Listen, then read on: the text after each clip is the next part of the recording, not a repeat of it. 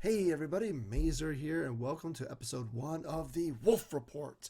This is going to be a short series of video podcasts where I discuss various topics that pop into my head that I think that you might find interesting. I don't know how long this will be going on. I have 4 episodes planned, including this one. But if this, gains some traction and people, have a nice conversation with me about the topics we discuss, hey, why not keep it going? We'll see. But let's get through the first 4 episodes and let's not get ahead of ourselves. This is going to be completely unscripted. I got a bunch of notes on the left side of my screen here that I'll be going off of, but I have a general idea of what I want to discuss. And today I want to discuss with you, my friends, King of the Hill. Yes, King of the Hill. King of the Hill is one of my favorite animated TV series, which surprised me because the creator, Mike Judge, he started off with Beavis and Butthead, and that show never really resonated with me. I was never a fan of Beavis and Butthead, and I never watched a lot of MTV to begin with. So everything Mike Judge worked on prior to that, I wasn't really interested in. So when I heard he was making a new animated series on Fox back in, let's see, 1997, I kind of had a lukewarm reception to it. So basically what ended up happening is they throw King of the Hill on Fox right in the big animated network block. They had The Simpsons, and then it was King of the Hill, and then we got on to some of the live action shows soon after that. This was before Family Guy and everything. So I wasn't interested in King of the Hill. I didn't want to watch King of the Hill. In fact, when I saw the previews, I was like, oh God, this is the show made by the guy who made Beavis and Butthead. Oh, this is not going to be funny. This is not going to be good.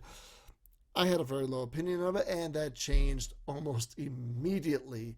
I fell in love with King of the Hill by the 3rd or 4th episode of season 1, and I have been a huge fan since. In fact, I think it is easily Mike Judge's best work. It's witty, it's ahead of its time. It had a lot of good humor. It was down to earth. It didn't go on crazy, wacky adventures like The Simpsons would eventually go down the line. And overall, it was grounded in reality and had very good character development. So, yeah, for those of you who do not know what King of the Hill is, it basically follows the Hill family with the father, Hank Hill, who is the main character, Peggy Hill, his very arrogant, egotistical, but loving wife, and his comedy driven son, Bobby Hill, who is the complete opposite of Hank.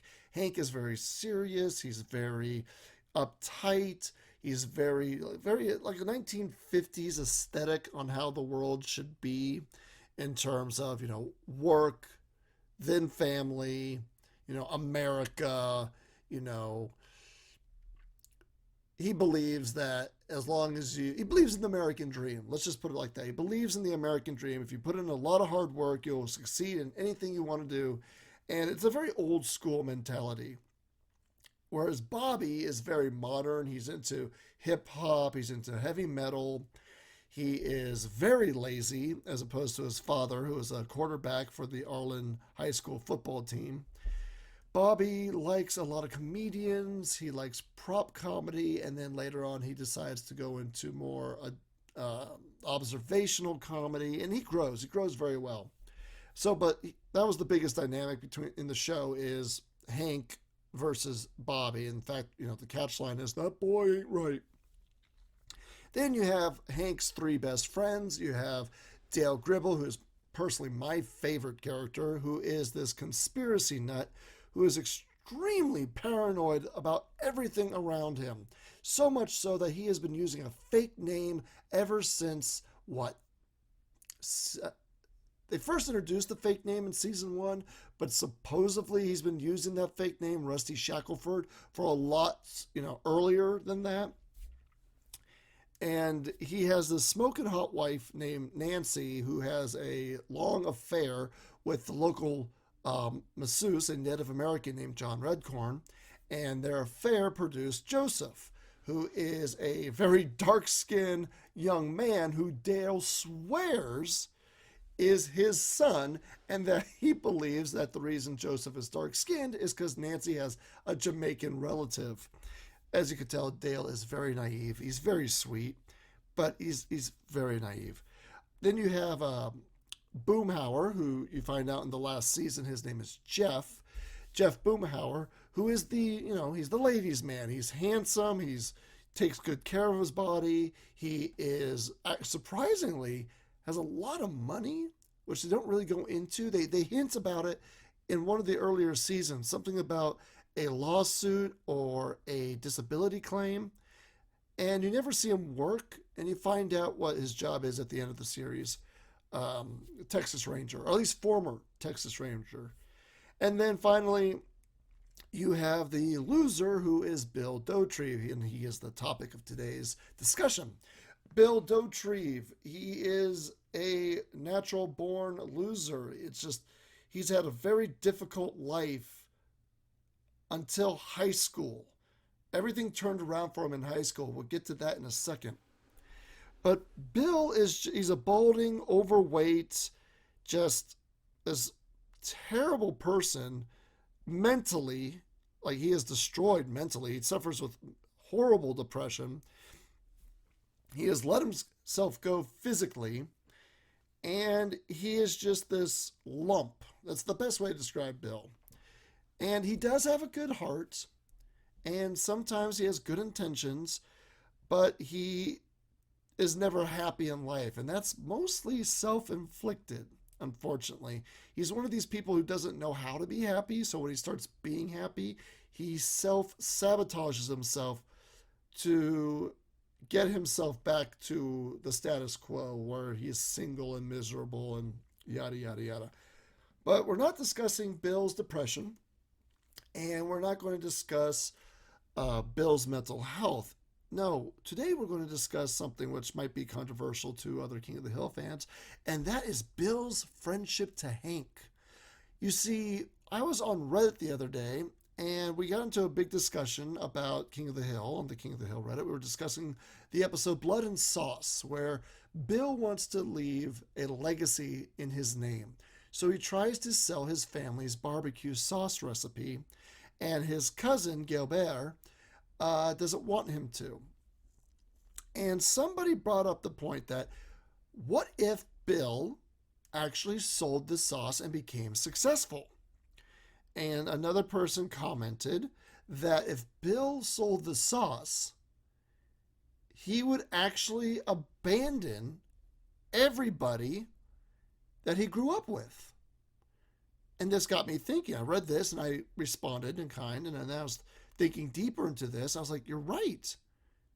Bill would abandon everyone he loves if he became successful, because he has before. And this is what we're going to discuss.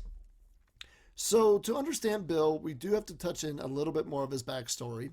And this leads up to his relationship with Hank, which is the key topic of this discussion. So his full name is William Fontaine de la Tour Dauterive, and he was born in Louisiana. He was actually born in a very wealthy family in Louisiana. We don't know much about his mother. In fact, I don't think we know anything about his mother, but we know some things about his father. His father apparently was a raging alcoholic, very verbally abusive. They hint that he might have been physically abusive, and he was definitely mentally abusive. He used to put dresses on Bill and make him act like a girl, and he would also lock Bill outside in the chicken coop if Bill ever misbehaved. So right away, Bill's upbringing was pretty nasty and pretty depressing. However, you could say this all turned around in high school. So from what I gathered in the timeline, Hank knew Bill for at least 25 years, which means they met when they were 13 years old, which matches a flashback in an episode in season 1 where they're going through the little Boy Scouts called the Order of the Light Arrow or something, Order of the Arrowhead, something to that effect. And you see them all as 13, 12-year-old kids. So it adds up that they met when they were in junior high. And Bill and Hank and Dale and Boomhauer, they all quickly became friends, and they really bonded in high school. And this is where Bill's life takes a huge upswing. Okay, he was a linebacker, an offensive linebacker, And he was called the Bulldozer because he has this insane upper body strength. Even when he's overweight later on in life, he still has this great upper body strength. And he was a great defender for Hank when Hank was quarterback. In fact, Bill was considered one of the best players on the team, second only to Hank, and he held a high school rushing record. So, awesome. Sounds really good. When Bill was 18, he enlisted in the Army, and life was going great. He was deployed for a short time to North Carolina until he came back to Arlen, and things were looking up. Until he went to a Molly Hatchet concert. There he met Lenore, a woman who passed out in Bill's lap, and basically they fell in love, got married, she cheated on him religiously, and they ended up becoming this miserable couple who fought so loud the neighbors could hear them. Eventually, they got divorced, and Bill's life has not been the same since. He let himself go physically, he let himself go mentally, and he just became the sad lump that we see at the start of the series. So, there we go. We got a little backstory for Bill, and now we understand how he thinks. Now we're get back to the topic on hand, which is Bill's relationship with Hank. Now, like I said, I believe that Bill will drop Hank at the first sign of success. Bill would abandon Hank, Dale, and Boomhauer and never look back if his life actually improved.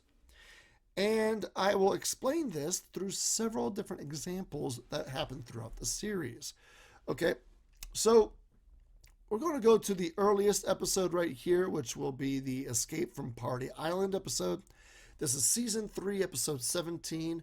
This happens after a very important episode called Pretty Pretty Dresses, where Hank prevents Bill's suicide. It was actually a very serious, very dark episode. It is basically Christmas when Bill finally snaps. Hank gives him some tough love, and Bill's entire response is to hang himself off the roof of his house. Hank, Dale, Boomhauer work very hard to prevent Bill's suicide, and at the end of the episode, Hank dresses up like Lenore to convince Bill that he's actually worth something by pushing Bill so far that Bill fights back. And Bill finally realizes that he went off the deep end and thanks Hank for basically saving his life and his sanity. I bring this up because several episodes later in the same season, we have episode 17 of season 3, Escape from Party Island. Now, in this episode, Hank's mom wishes to go to a place called, let's see here. Oh, I'm sorry, I didn't write down the island. Doesn't matter. Hank's mother wishes to see a museum of miniatures and wants Hank to chaperone them. It's her and 4 of her friends, I apologize. And not 2 hours, I think it was only an hour and a half of Hank leaving the house, Bill immediately starts hitting on Hank's wife, Peggy. Now, it's no secret to anybody in the show that Bill has a thing for Peggy. He's not subtle about this whatsoever. But this is the first time in the series where Bill got obsessive about how he felt about Peggy. And I wrote down a few examples here. So it's been about an hour and a half, 2 hours since Hank left. Peggy Hill starts washing the windows outside in her backyard, and she's singing to herself as Peggy does. Bill sneaks into the backyard, and he starts dancing. He starts singing, he's having a good time. And Peggy thinks, oh, he's just being Bill. In fact, Bill even compliments her, saying, a lady shouldn't have to wash windows. And Peggy's like, oh, Bill. And then Bill starts using his filthy, chili-covered shirt to wash the windows. And he doesn't take it off. He just puts his hand underneath and starts wiping down the windows. And that already starts making Peggy quite uncomfortable. But then Bill starts talking. He says that Peggy needs a man of the house since Hank left. He starts acting like Hank abandoned Peggy. All right. So he's washing the windows, saying, "Oh, Peggy, I bet you missed having a man around the house," which promptly causes her to slowly back away and into the house. Soon after that, he sees Hank's son, Bobby, and again, acting like a guardian, acting like a parent, he tells Bobby, "Your mother and I are very worried about you, Bobby. Think about you all the time." Paraphrasing there. And Bobby's just like, "Okay, I guess. Thank you. Bye." So Bobby's already creeped out. And okay, so Bill's having a little fantasy. No real harm, right? Wrong, my friends. Wrong, I tell you. Because that night, Peggy and her niece Luann are sweeping the kitchen when Bill lets himself into the house with a key that he's kept for 6 years. And he immediately interferes with their cleaning, saying that he will do it. Okay?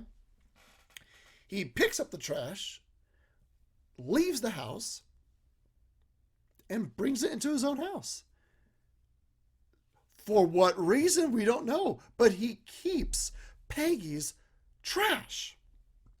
And right after that, he decides to stalk them in a grocery mart, where he invites them to a barbecue, which Peggy immediately shoots down, but he has the barbecue anyways. Peggy instead goes to a softball game that her son Bobby's in, and Bill shows up covered in soot, and he's actually angry at her for not coming to the barbecue that he prepared because Hank abandoned her.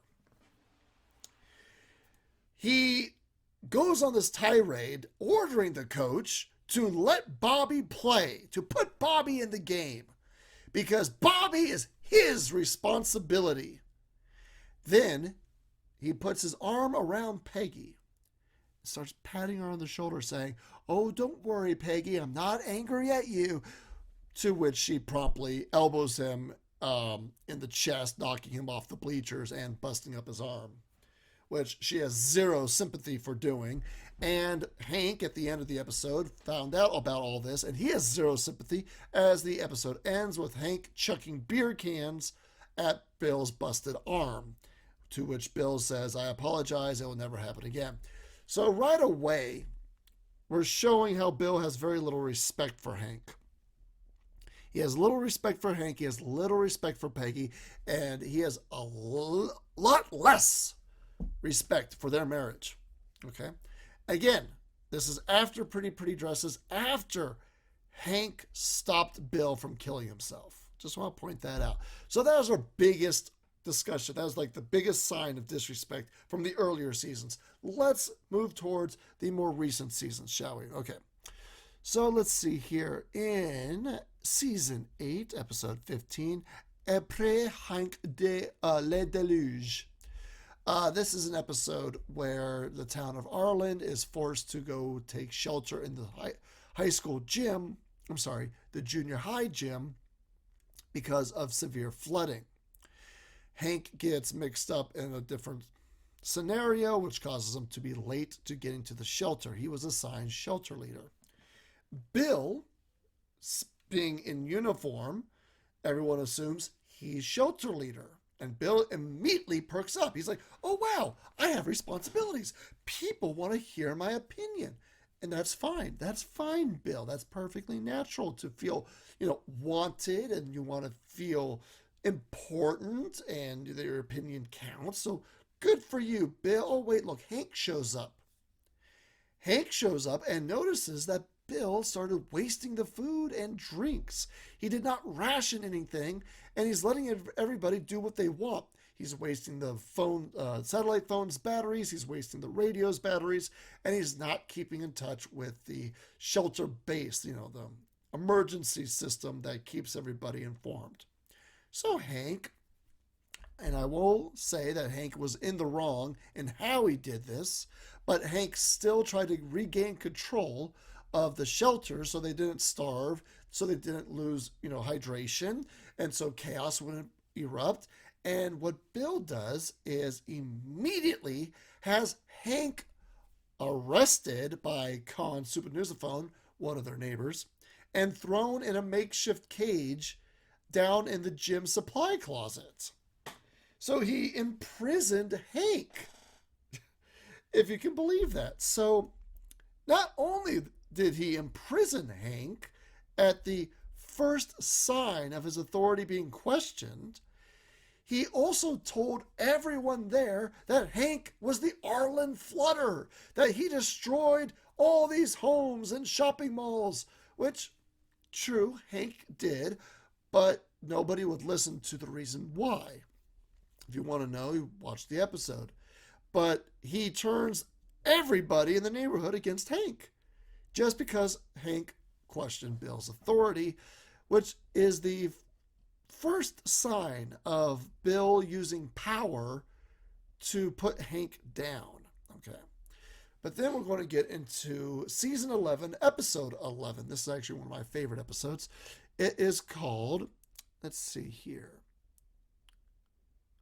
Bill, Bulk, and the Body Buddies. Can't read my own handwriting. Bill, Bulk, and the Body Buddies. Bill has a fitness exam coming up, so he wants to get in shape. Builds a small home gym at his garage, but he doesn't want to go the slow, easy way that Hank is instructing him to do. Instead, he meets up with some bodybuilders who want to maximize his pump. This episode is fantastic, just real quick off the bat, because it has Macho Man Randy Savage and Dredrick Bader as two of the bodybuilders, and they are hilarious playing up on these bodybuilding stereotypes. Just listening to those two voices. I don't know who the third bodybuilder was, but listening to those two voices, those manly, oh yeah voices, it's a lot of fun. But again, this is a prime moment in the series where Bill abandons Hank. Okay? See, in this episode, Bill gets massive. He bulks himself up until he has basically the same body type as one of the world's strongest men, barrel-chested, just big, strong, bulky, yeah, right? And without any reason whatsoever, he turns on Hank. Hank is basically just a little worried for Bill's health, and he's not a fan of how their home gym that they all chipped in to put together in exchange to using the gym has been taken over by these bodybuilders. And Hank just wants a fair share for everybody. And immediately, Bill turns on Hank, body shaming Hank, discussing how puny Hank is, and how he just doesn't want anything to do with Hank anymore. He immediately replaces his high school friends, people he's known for 25 years. He immediately replaces them with 3 men he just met earlier that month. The only reason Bill even returns to Hank is because the bodybuilders pushed him so hard that his insides became his outsides. Watch the episode. They have a very terrifying x-ray that explains what this means. So, Bill had zero desire to return to Hank until he needed Hank's help. And only then did he decide to return to Hank, begging Hank, because he could no longer move because his muscles had been all shredded to pieces. So, like I said, at a drop of a hat, Bill made his life a little better. Boom. Abandoned Hank again. This doesn't happen just this one time. I'll explain why. Because if we scroll down on my little list here to season 13, episode 16, Bad News Bill, possibly the worst, the absolute worst we've ever seen Bill Dauterive. This is the primary example of Bill's true nature when he is given power and when he betters himself. Okay? Bad News Bill. Okay, so in this episode, Hank joins a different youth softball team for Bobby. He gets Bobby to join a different softball team, baseball team, because Bobby was so bad at the baseball team he originally was. They went to the South Arlen's baseball team instead. So Bobby could basically start over or have another chance. Okay. Well, Bill discovers through the coach that anyone can be a volunteer for the baseball team. All right, it doesn't just have to be parents. It could be any adult can volunteer to help the team. And so Bill, wanting to feel important, wanting to feel needed, joins.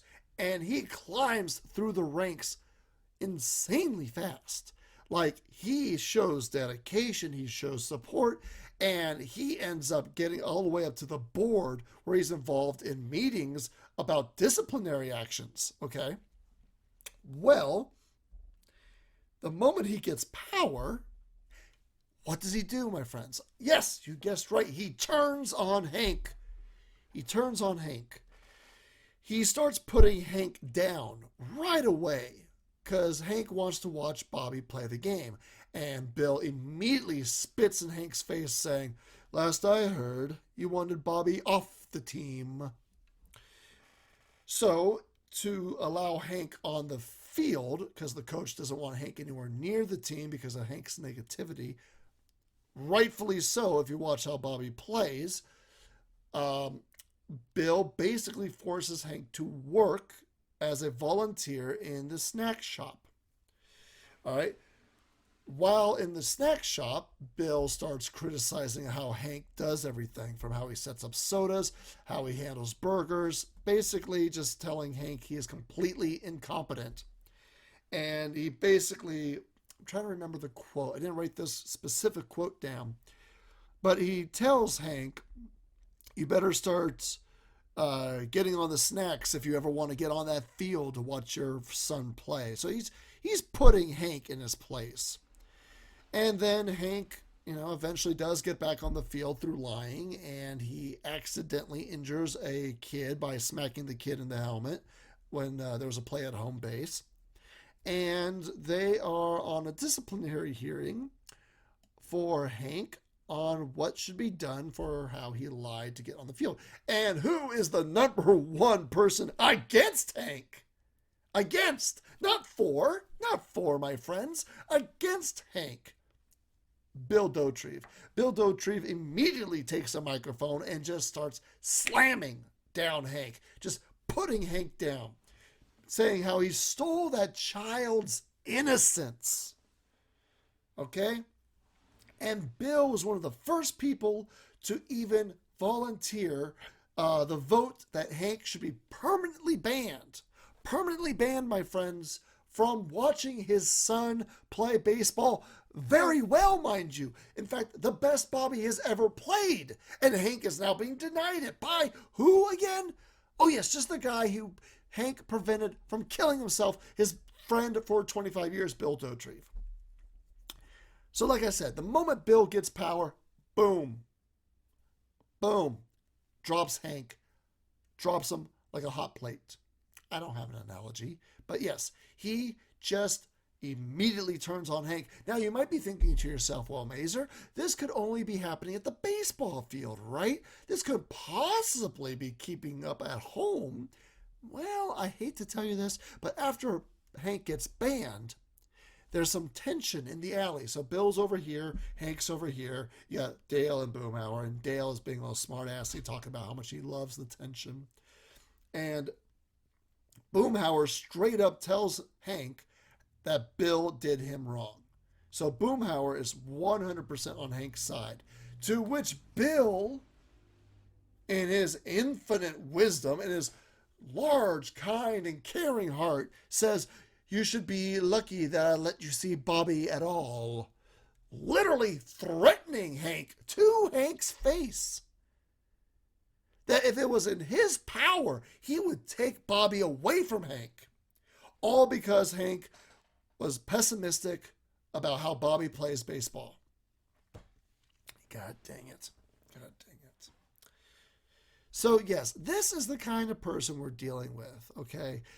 Bill Dauterive may be one of Hank's friends on Hank's side. But Bill does not consider Hank a true friend. Hank is what Bill wants to be. Hank is the perfect life Bill does not have. Hank is the fantasy that Bill wishes he could achieve. And the moment Bill achieves said fantasy, boom, drops Hank. He doesn't need Hank anymore. He doesn't need this fantasy, this dream, because he's achieved it. So he immediately goes on the offensive, drops Hank, kicks him out. Adios, bye-bye. Doesn't need him. So there you have it. There is one more final example that I'll be using to wrap up this episode. Okay. It is in the episode, I believe it's called My Hair Lady. I'm sorry, that was wrong. It is actually the episode called Be True to Your Fool, Season 7, Episode 19. And this has to be the number one example that proves my point that Bill does not value his friendship with Hank, that he just hangs around Hank because Hank represents everything Bill wants in life, okay? Long story short, Bill ends up giving everybody lice because he got lice himself to impress the lice inspection lady at the army base. And Hank discovers that he has a tattoo on the back of his head that has Bill's name. Well, in a rightfully angered state, Hank tells Bill that he's just fed up with all of Bill's shenanigans. After he finds out the lice was done on purpose, he tells Bill, "That's it. I've had enough." Mind you, this is only season 7, episode 19. So this is before, before the episode where Bill rats him out for the flood, or the bodybuilding episode, and Bad News Bill. This is still, pretty middle of the series, where Hank has finally had enough of Bill. That's it. He's done with it. Well, Bill ends up accidentally getting arrested, and while in jail, Bill proves that he's the king of the losers. Since he has his own house and his own job, all the other drunks in jail consider Bill this amazing hero. And they start praising him, and they start loving him. And Bill starts hosting puppet shows with the Sox. He has musical sing-alongs with these drunks, and he feels like he's on top of the world. And what happens when he's on top of the world? He forgets his friendship with Hank. So, as I said, Hank gets a tattoo of Bill's name. They find out that Bill, back in high school before he got deployed, actually prevented Hank from getting his butt kicked when Hank was drunk and pissing people off in a bar. Okay? And what ends up happening is, in his drunken state, Hank gets his tattoo and then immediately has it lasered off. When he realizes that Bill is about to confess to being a local criminal in order to stay in jail longer, and after Hank discovers the truth of the tattoo, he gets himself thrown in jail, opposite cell of Bill, and he's trying to apologize to Bill.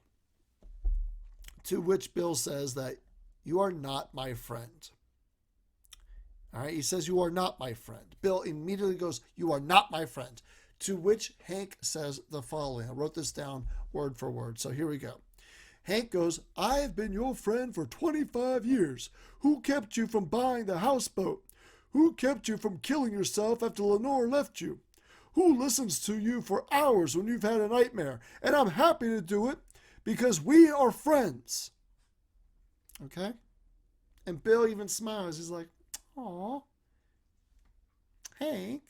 And then Hank says, I even had your name tattooed on the back of my head before you got deployed. And Bill gets all excited. He goes, oh, really? Let me see. He pulls out a little mirror. He puts it around the bend of the cell bars. And Hank admits he had it lasered off.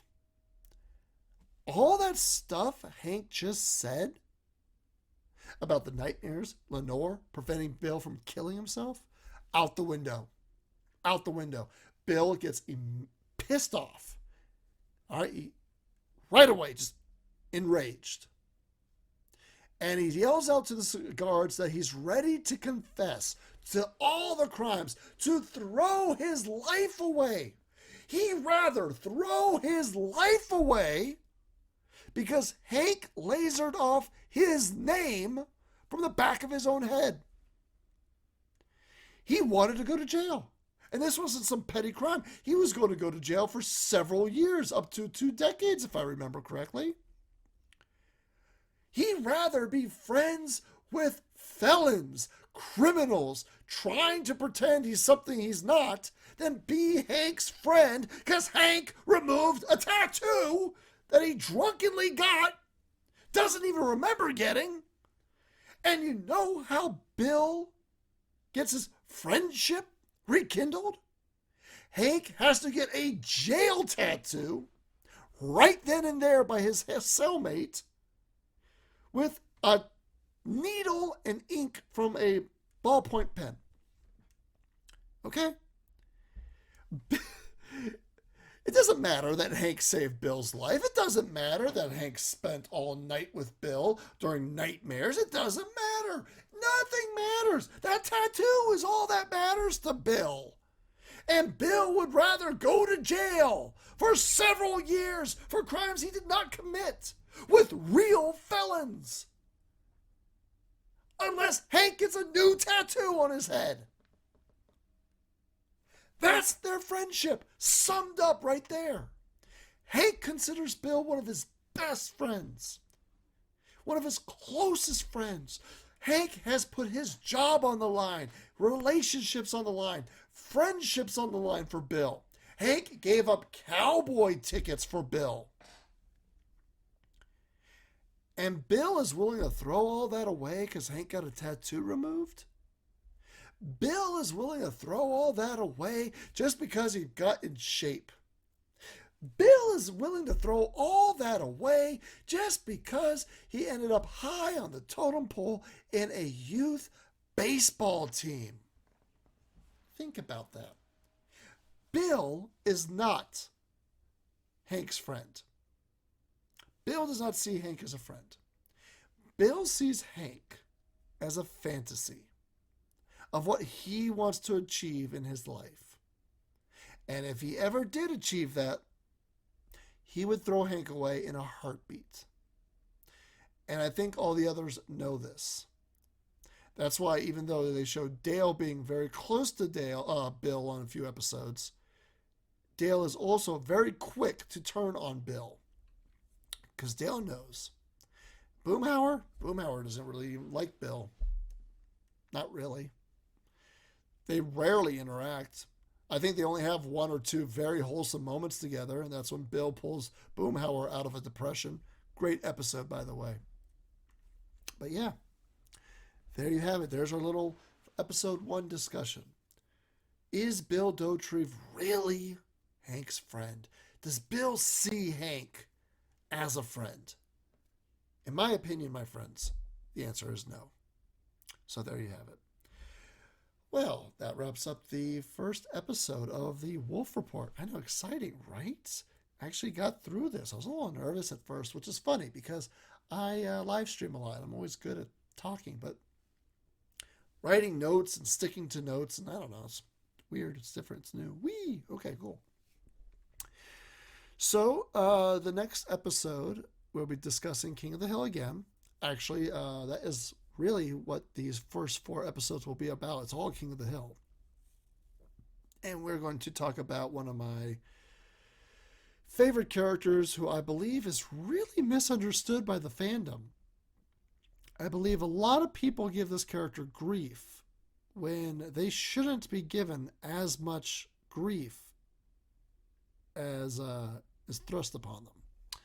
So the next episode will be about Peggy Hill.